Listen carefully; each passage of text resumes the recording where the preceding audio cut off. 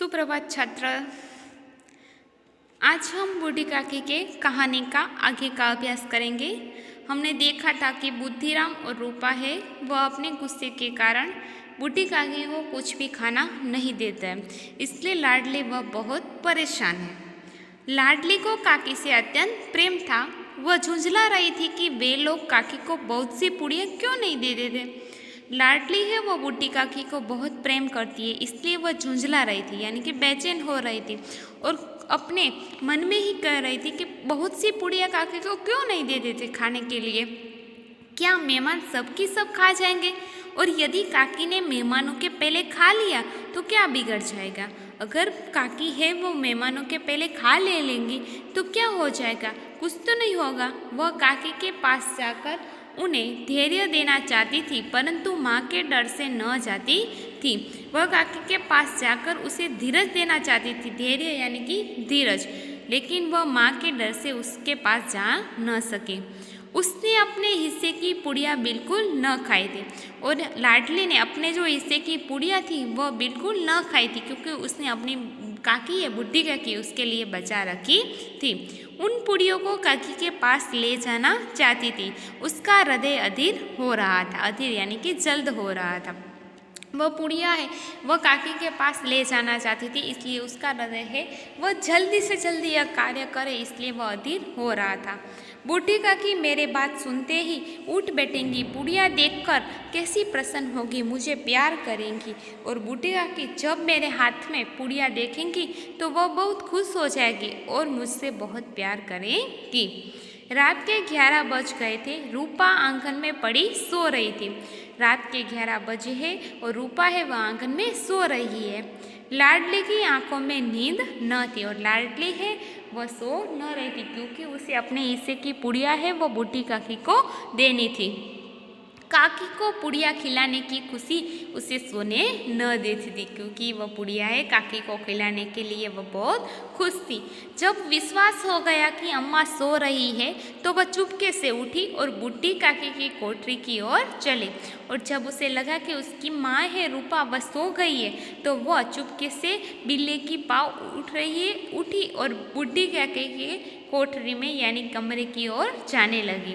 बूढ़ी काकी को केवल इतना याद था कि किसी ने मेरे हाथ पकड़कर घसीटे और फिर ऐसा मालूम हुआ कि जैसे कोई पहाड़ पर उड़ाए लिए जाता है। बूढ़ी काकी को सिर्फ इतना ही याद है कि किसी ने उसके हाथ पकड़े और घसीटते हुए उसकी कमरे में उसे पटक दिया। उनके पैर बार बार पत्थरों से टकराए, तब किसी ने उन्हें पहाड़ पर दे पटका। वे मूर्छित हो गए। मूर्छित हो जाना यानी कि बेहोश हो जाना। और जब वह घसीटते हुए आ रहे थे तो उसके पाँव है वह भी घिस रहे थे, इसलिए वह भी पत्थरों से पटक के आ रहे थे। इसलिए जब उसने भतीजे है बुद्धिराम उसने जब अपने कोठरी में उसको पटका तब उसे ऐसा लगा कि पहाड़ पर उसे किसने गिराया और वह बेहोश हो गई। जब वे सचेत हुई तो किसी की जरा भी आहट न मिलती थी। आहट यानी कि आवाज़, सचेत यानी कि जब उसमें चेतना वापस आ जाए, जब बेहोश से वह जीवित हुई तब। जब वह होश में आती है तो उसे ऐसा कोई भी आवाज़ सुनाई न दिया। उन्होंने समझा कि सब लोग खा पीकर सो गए। उनको ऐसा लगा कि सब लोग है वह खा पीकर सो गए हैं। यह विचार कर काकी निराशामय संतोष के साथ लेट गई और सब लोग सो गए, इसलिए अब उसे कोई खाना नहीं देगा, इसलिए वह निराश होकर वापस सो जाती है। ग्लानि से गला भर भर जाता था, परंतु मेहमानों के डर से रोती न थी। ग्लानि यानी कि दुख से वह रोना चाहती थी, लेकिन मेहमानों के डर से वह रो भी न सकती थी। सहसा उनके कानों में आवाज आई, काकी उठो, मैं पुड़िया लाई हूँ।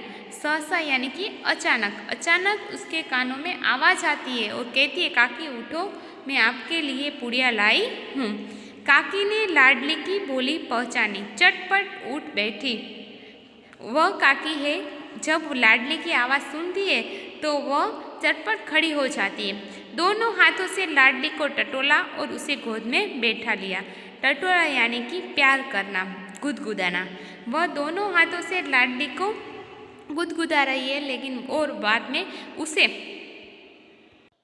लाडली ने पुड़िया निकाल दी और जब वह काकी उसे लाड लड़ा रही थी तब लाडली वह पुड़िया निकाल कर उसे देती है।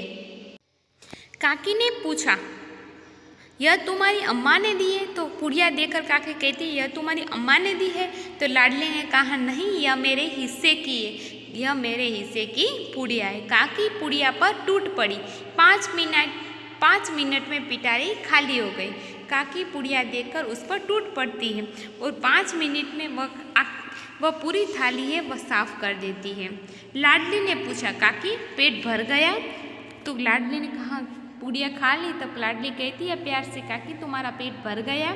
जैसे थोड़ी सी वर्षा ठंडक के साथ स्थान पर गर्मी पैदा कर देती है, उसी तरह इन दिन थोड़ी पुड़ियों ने काकी की शुद्धा और इच्छा को और उत्तेजित कर दिया था। जैसे थोड़ी वर्षा आने पर हमें ठंडक के स्थान पर गर्मी पैदा हो जाती है, तो वैसी तरह पुड़िया देखकर काकी का पेट नहीं भरा, लेकिन उसकी भूख है वह और बढ़ गई। बोली, नहीं बेटी, जाकर अम्मा से और मांग लाओ। और कहती है, बेटी नहीं, मेरी तो तृष्णा अब जाग गई है, अब मेरे लिए और पुड़िया ले आओ। लाडली ने कहा, अम्मा सो गई है, जगाऊंगी तो मारेगी।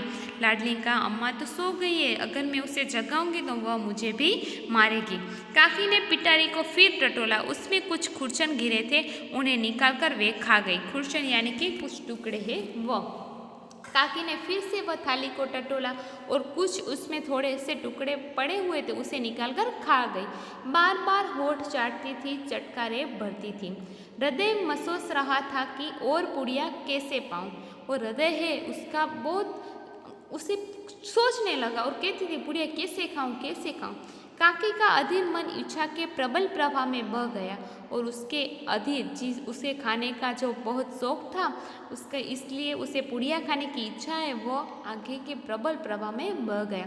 उचित और अनुचित का विचार जाता रहा, उसे क्या सही और क्या नहीं उसका भी अब भेद नहीं रहा। वे कुछ देर तक इस इच्छा को रोकती रही और थोड़ी देर के लिए वह अपनी इच्छा को रोकती रही, लेकिन बाद में सहसा लाडली से बोली, मेरा हाथ पकड़कर वहाँ ले चलो जहाँ मेहमानों ने बैठकर खाना खाया। और बाद में कहती है कि वहाँ मुझे ले चल लाडली के जहाँ मेहमानों ने खाना खाया है। लाडली उनका अभिप्राय समझ न सके, लेकिन लाडली अभी छोटी है, इसलिए काकी के इस वचन को वह समझ न सके। उसने काकी का हाथ पकड़ा और ले जाकर जूठे पत्तलों के पास बैठा दिया।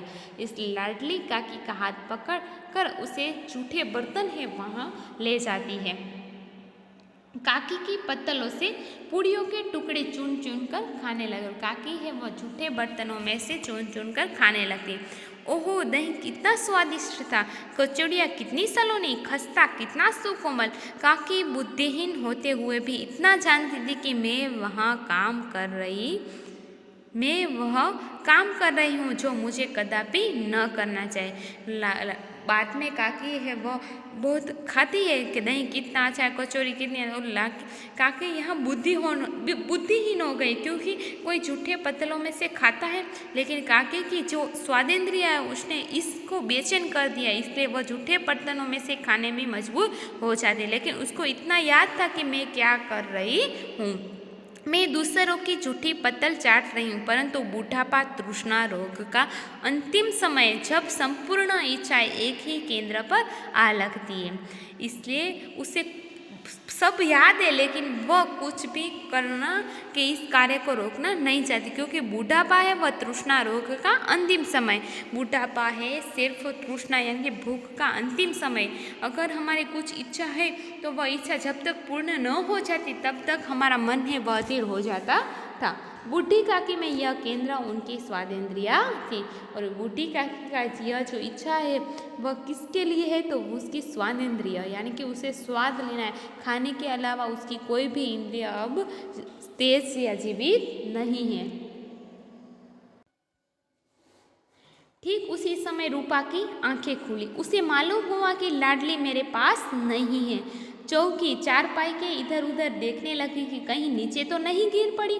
उसे वहाँ ना पाकर वह उठी तो क्या देखती है कि लाडली जूठे पत्तलों के पास चुपचाप खड़ी है और बूढ़ी काकी पत्तलों पर से पुड़ियों के टुकड़े उठा उठा कर खा रही है।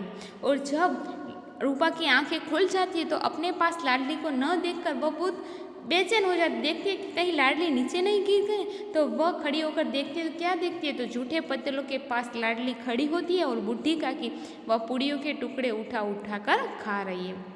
रूपा का हृदय सन्न हो गया। हृदय सन्न हो जाना यानी कि घोर आश्चर्य में डूब जाना। तो यह देखकर उसका मन है वह आश्चर्य में डूब गया। वह यह दृश्य था जिसे देखकर देखने वालों के हृदय कांप उठते हैं। यह तो वह दृश्य है जिसे देखने पर किसी भी देखने वाले के हृदय में कंपन आ जाए। ऐसा प्रतीत होता मानो जमीन रुक गई, आसमान चक्कर खा रहा है, संसार पर कोई विपत्ति आने वाली है। रूपा को क्रोध न आया। यह देखकर यह बुढ़ी काकी इस कार्य को देखकर रूपा को क्रोध न आया। शोक के सम्मुख क्रोध कहाँ, करुणा और भय से उसकी आंखें भर आए और यह देखकर वह बहुत करुणामय हो जाती है और भय से यानी कि जिसकी संपत्ति पर वह आज खा रही है तो उसकी संपत्ति पर जिसका हक है उसे ही वह खाने नहीं देती, इसलिए भगवान उसे कभी माफ़ नहीं करेगा। इसलिए उसके भय से वह आंखें उसकी भर आई है। इस अधर्म के पाप का भागी कौन है? उसने सच्चे हृदय से गगन मंडल की ओर हाथ उठाकर कहा, परमात्मा मेरे बच्चों पर दया करो, इस अधर्म का दंड मुझे मत दो, नहीं तो मेरा सत्यानाश हो जाएगा। और फिर भगवान की और हाथ फैलाकर कहती है, परमात्मा मेरे बच्चों पर भी दया करो और मुझ पर मैंने जो दंड किया है, उस जो सजा की है उसमें मुझे माफ़ कर दो, अब मेरा सत्यानाश मत करो। रूपा की और स्वार्थपरता और अन्याय इस प्रकार प्रत्येक स्वरूप में कभी न दिख पड़े थे। वह सोचने लगी, हाय कितनी निर्दयी हूँ, जिसकी संपत्ति से मुझे 200 रुपया वार्षिक आय हो रही है उसकी यह दुर्गति, और मेरे कारण हे दयामय भगवान मुझसे बड़ी भारी गलती हुई है, मुझे क्षमा करो। और बाद में वह अपने कार्य पर बहुत पछताती है और भगवान से क्षमा भी मांगती है। रूपा ने दिया जलाया, अपने भंडार का द्वार खोला और एक थाली में सारा भोजन सजा कर लिए हुई बुढ़ी काकी की ओर चली। उसने कठवारुत स्वर में कहा, काकी उठो भोजन कर लो। रूपा ने बाद में दिया जलाया और अपने भोजन की कोठरी में से बुढ़ी काकी के लिए भोजन लेकर आई। कंठवारुद यानी कि अपनी आवाज़ है उसमें बहुत सारा रुदन होना, और काकी रुदन की भरी आवाज़ से कहते, काकी उठो और भोजन कर लो, मुझसे आज बड़ी भूल हुई, उसका बुरा न मानना, परमात्मा से प्रार्थना कर दो कि मेरा अपराध क्षमा कर दो। कहती है बूढ़ी काकी, आप भी मुझे माफ़ कर दो और भगवान से भी प्रार्थना करो कि वह भी मुझे माफ़ कर दे। भोले भोले बच्चों की भांति जो मिठाइयाँ पाकर मार और तिरस्कार सब भूल जाता है, बूढ़ी काकी सब भुलाकर बैठी हुई खाना खा रही थी। जब बच्चे हैं वह भी थोड़ी देर में कोई भी खाना हो या चॉकलेट देखकर जैसे अपना सारा अपमान भूल जाते हैं, वैसे बूढ़ी काकी भी अपना सारा अपमान भूल गई और खाना देखकर बहुत खुश हो गए। उनके एक एक रोए से सच्ची सदिच्छाएं निकल रही थी और रूपा बैठी इस स्वर्गीय दृश्य का आनंद लेने में निमग्न थी। और ये उसकी सदिच्छा यानी आशीर्वाद, एक एक खाने के निवाले से उसके आशीर्वाद दे रहा था और यह दृश्य रूपा देख रही है। शब्दार्थ देखेंगे, पुनरागमन यानी कि वापस आना, आर्तनाद यानी कि दुख भरी चीख, सब्ज बाग यानी कि झूठे सपने, शुद्धावर्धक यानी भूख को बढ़ाने वाली, रक्षागर यानी कि सुरक्षित स्थान, दिक करना यानी कि हैरान करना, उद्विग्न यानी कि चिंतित, सदिच्छा यानी कि शुभकामना अच्छी इच्छा, सेतु यानी कि पुल, ग्रास यानी कि कौर, मंसूबे यानी कि कल्पनाएं इच्छाएं, रसास्वादन यानी कि स्वाद लेना आनंद लेना। अब मुहावरे देखेंगे, सब्ज बाग दिखाना यानी कि अपना काम साधने के लिए बड़ी बड़ी आशाएं दिखाना और बड़े बड़े सपने दिखाना। Thank you.